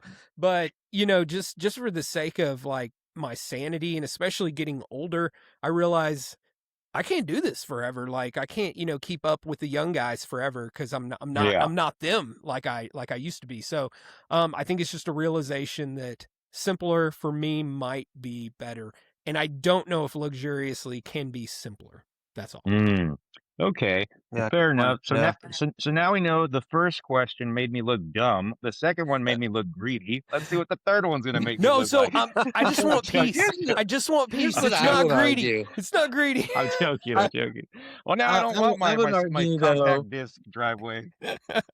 I would argue if someone is living what I would define as luxuriously, they're not taking care of shit. They're not having to work hard anymore. They're just like fucking wealthy and Yeah. living luxuriously because you're not luxurious if you're still stressing about work. That's So true. to That's a good. me, that's the like old family wealth, like just luxury, like Yeah, just yeah. you don't Old have a money. care in the All world right. because you don't have to care in the world. So to me, that's if you're still having to bust your ass to pay for all the shit you want, you're still kind of living modestly. Like Yeah. you still, you might have a bunch of shit, but is it luxurious shit or is it just Right. shit you have to take care of? There's Just a shit. difference. Yeah, maybe. Yeah. Man, these questions are It's are tough, very in man. depth. It's tough, Regardless you of know. yeah. Yeah. Oh man, you should hear some of our debate, or not really debates, conversations and back and Yeah, forth on our back and forths. drives home from work. We'll just like an hour. We'll just Yeah, for sure. Totally get that. All right. It's Here's fun. one. Here's one a little bit lighter. You know. Okay. If you hadn't eaten for many days and you finally get to eat, what are you eating? Okay. It's either gonna be, I don't know if you guys are familiar with green spaghetti. Uh it's a spaghetti that's more so like a Hispanic type of food. It's spaghetti verde is what they call it. And it's kind of like a spicy. They use poblano peppers in it. You know, it's think of it kind of like Alfredo, but like with poblano in there and like cream cheese and stuff. And that's like probably one of my favorite go-tos. So if I hadn't eaten at all and I had a choice, I'm like, give me a fat plate of green spaghetti, please, and some chicken thrown on that thing, man. I could eat that shit every day. So it's good stuff. That's what I'm going with. I am not familiar with that, and You I need want to to have try. some, man. I Green want to try. spaghetti. Yeah, Google it. You'll see it. It's just literally what it is. It's spaghetti that looks green, and it's fucking awesome. So good. I'm gonna look it up. Yep. Fred, what you got? I think I already knew exactly. It's gonna be, and I actually sent a picture of this meal to Chris and some of our friends in a band Throne. Shout out to Throne. Some tamales. Yeah, there you go. That's green spaghetti. That's my green spaghetti right there. So good. Nothing but green. It's an interesting taste and texture for sure. Yeah, it's so good. Gives me the chills just looking at it. I know what And you're then- gonna eat after this is over. Oh man, I'm already eating it right now Oh in my shit. mind. No, What was Well, yours, Fred? Fred? What is this meal you sent pictures of? Fred? What? That's the green spaghetti. Yeah, No, so no, Fred, that's your meal too? no, what was yours? No, not mine.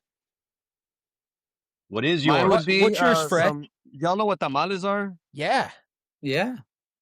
Yeah, so I'd have some tamales, like I'm gonna get very specific, but like grilled real nice and toasty on a comal. It's like a little hot plate. I don't know what the fuck you call it other than a comal. So you, How do you people spell can that? Google that. Yeah, COMAL. MMAL. Yeah. Maybe E, I don't know. Tomal, yeah.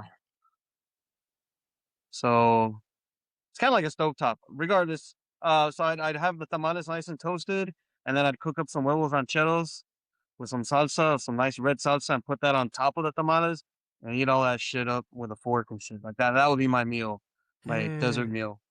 Man, All I'm a right. sucker for tamales, dude. Yeah.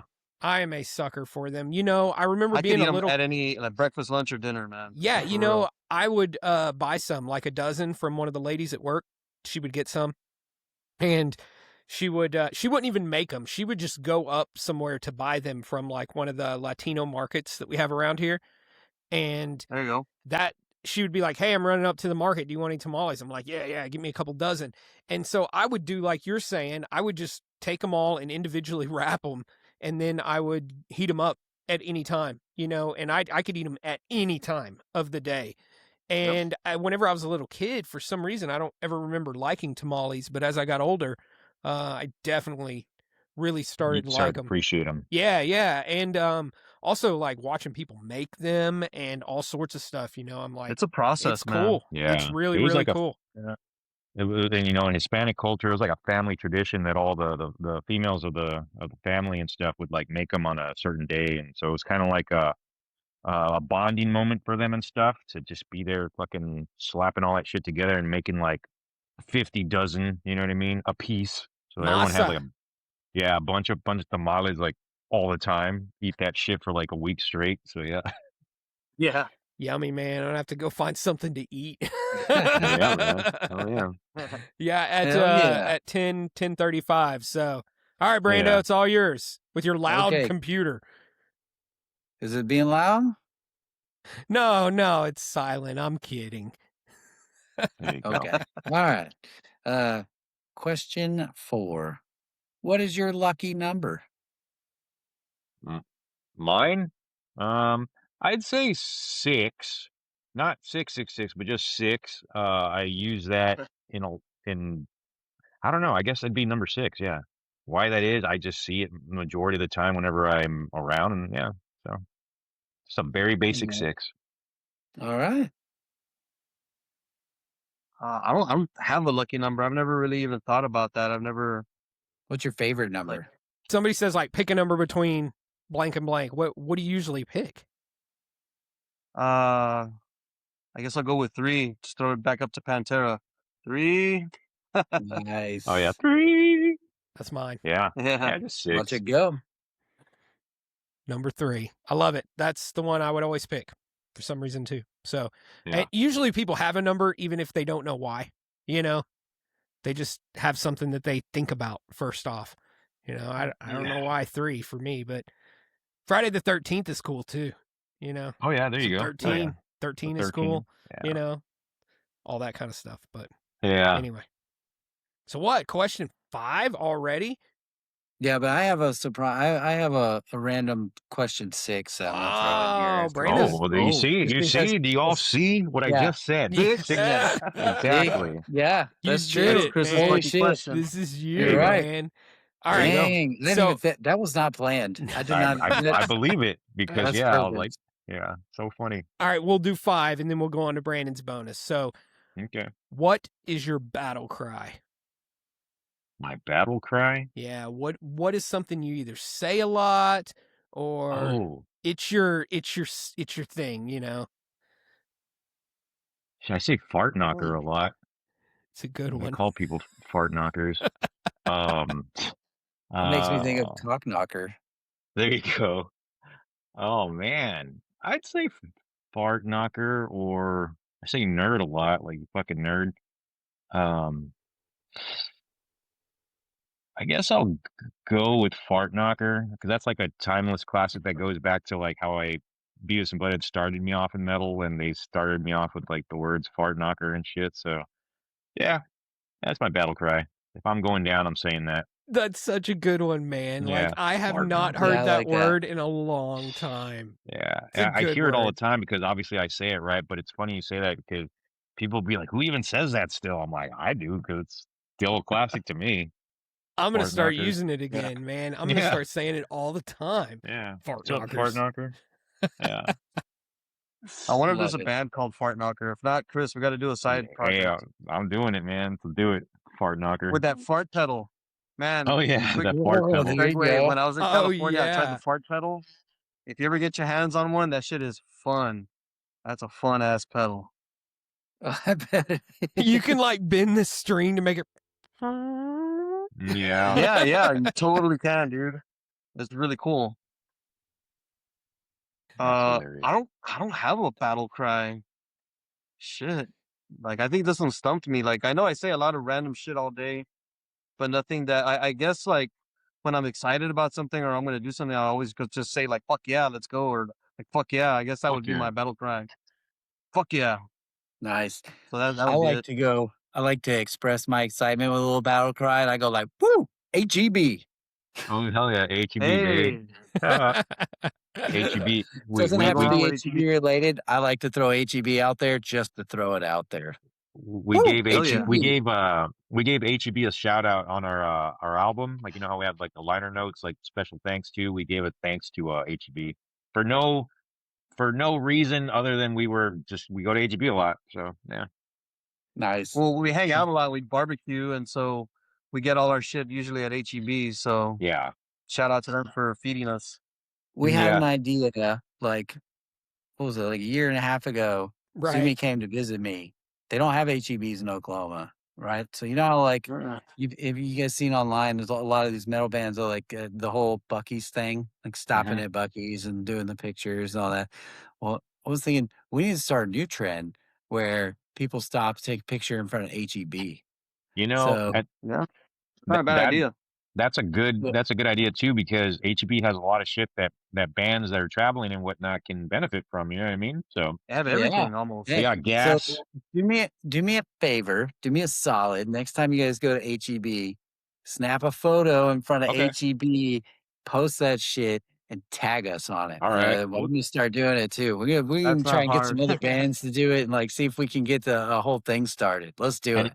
and I don't know if you guys saw recently that HEB collaborated with that one graphic artist with the HEB metal shirt.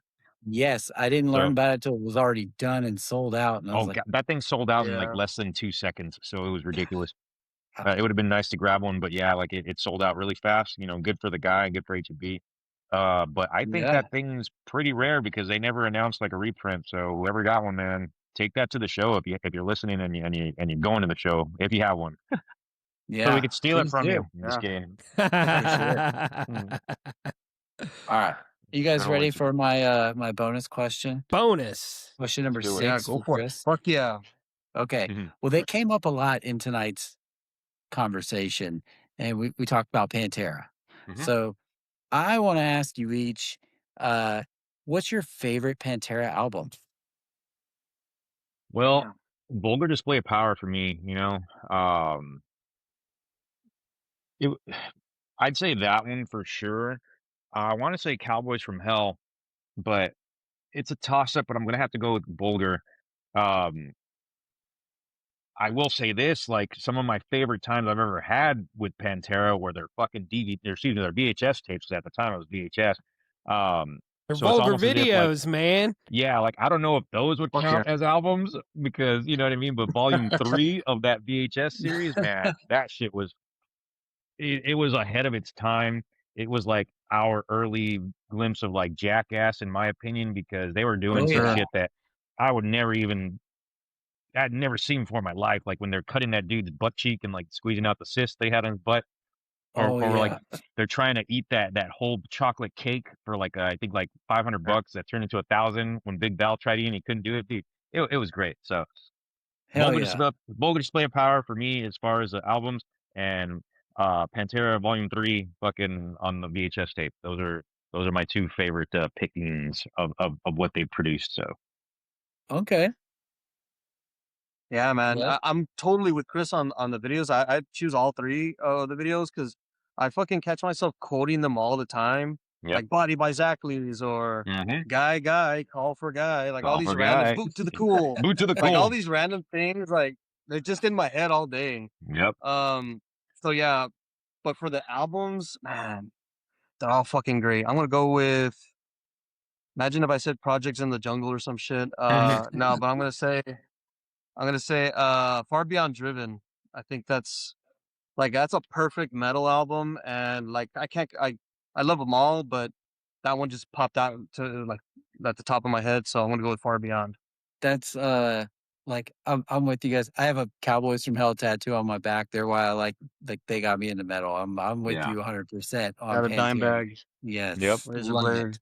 So I'm I'm with you, Fred. I like when I try to think of like my favorite one. I don't know why I always gravitate to Far Beyond Driven. Like that's just the one that's the first one I think of for some reason. I just go straight there. Strength Beyond Strength, just the way it starts The off, opening is perfect. and just stink Fuck yeah. face the entire time, and like I'm just like I just fucking love the energy on that album. That being said, they don't have a bad album. I fucking love everything Exactly. they've done. So it's kind of torturous to pick one. So I'm sorry I did that to you guys, but they're all Yeah. so different. It kind of speaks to like your almost like your metal vibe, right? Like because they all have a very distinct and like individual sound, even though Yeah. it's the same band and it's the same type of metal. Like the way they recorded it and the way they wrote the songs, like it's like they're definitely very different, like Yeah. tonality wise, 100%. So When I was younger, with Cowboys from Hell, like Cemetery Gates, like obviously like that the riffs on that thing are ridiculous, right? And what's funny is one of my best friends, Fernie, who happens to like play with us every now and then when we need a fill in case one of the guys can't make it on guitar. Uh, when we were younger, I was a teenager, like I don't know, like 15 when I knew him. I didn't know how to play Cemetery Gates on guitar, but he did, and I was like, dude, do Cemetery Gates, do Cemetery Gates, because damn it, I was like, that would always blow my fucking mind because at the time I had never really The heard harmonics. riffs like that. And it was one of those things where he gets out like, dude, like, I was like, I'm sorry, man. I just like the way it sounds like in person and stuff. So it holds a very special memory for me hell because yeah. of Cowboys from Hell. Like I would listen to that album so much, and it was there was those the riffs on that album are nuts. But that one in particular was always just like, dude, play it again. Like 15 was fucking hilarious. Good stuff. Yeah, I still think one of the heaviest breakdowns ever written is Domination. Like Oh, for sure. that shit is disgustingly awesome. Yeah. It's fucking heavy. Right at the end. Yeah. Oh my Yes. gosh. And then like what I'm thinking like E standard or some shit. Like just so fucking heavy. That still sounds heavy as Like, hell. it's crazy, dude. It's cool. So yeah, that was my bonus a good one. question 6. So That's a good one, thank you man. for playing. Yeah, Yeah, hell appreciate yeah. it. Man, Pantera too is just a common denominator for so many metalheads out there, whether you're just playing or a fan. Gosh, yeah. I mean, I was sitting there. I don't even know if I could pick one. Mine's probably still just Cowboys from Hell. That's Yeah. probably which one mine is. It's a good But one, man. Yeah. it's a safe move for me. You know what I mean? Yeah. So it's a Funniest little bit of album cover ever. Yeah. So random. It's so random. It's good. But yeah, guys, thanks for playing with us on those random questions. I know they're dumb, but like I said, it's all for just some extra laughs, just to get us All for fun, man. Yeah, man, just to get Yeah. us all like to talking and laughing and having a good time, and so everybody else out there can see that. And again, I hope they come up to you at the show. I hope they're like, or not just Gulf Coast, but any show, hopefully. right? And just Oh yeah. want to hang out and get to know you guys, because then that's how they make the memories, and then they always remember the bands, and they tell their friends about the bands, and that's just how favorite bands happen. And so Yeah. you guys have such a solid sound too, man, and I'm excited Thank you. for the new stuff at Gulf Coast, man. That's going to be freaking awesome. But for everybody out there who might not get to go to the show, and they can't wait around until the new stuff is coming out, because it takes a little bit of time to get it done, go back and check out Pulled from the Pit, and the earlier stuff that they put out. Pulled from the Pit was 2021. We checked out Blistering Blow. Man, it's just so good. You can't skip over it and just listen to the new stuff. You cannot. You've got to check it out, because to see the progression, and really just to get an idea of who they are, right? And everything that we've been talking about tonight. Just because each one of these bands is so different. Not just the ones that we're talking about here for this little special series, but just every single one that we've gotten a chance to talk to, and the stories about how they create their music is different. The instruments that they're using, I mean, they're all using guitars and basses and drums. Thankfully, you know, Yeah. we're not like just all like overproducing, you know, a bunch of A few noise. theremins. Yeah, in there. but yeah, you know, everybody still has what they like and what they prefer and what they do to try to bring that sound. And then the stories, right? The stories about how when it works out, how it's great, but then how even whenever it doesn't work out, it's great. Fred, you were talking about playing through other people's stuff at the fest and it not even being your sound really, but when everything came together, it was still like one of your best memories. And that's what You it's still freaking about. sounded like you. And it still sounded like you, right? Probably. Yeah. For better or worse. Hey man, for better. Well, man, you guys freaking rock. And it's brutal, it's heavy, it's everything freaking death metal's supposed to be, and Texas death metal at that, right? Yeah. Because that's a freaking thing out there. And anybody who knows.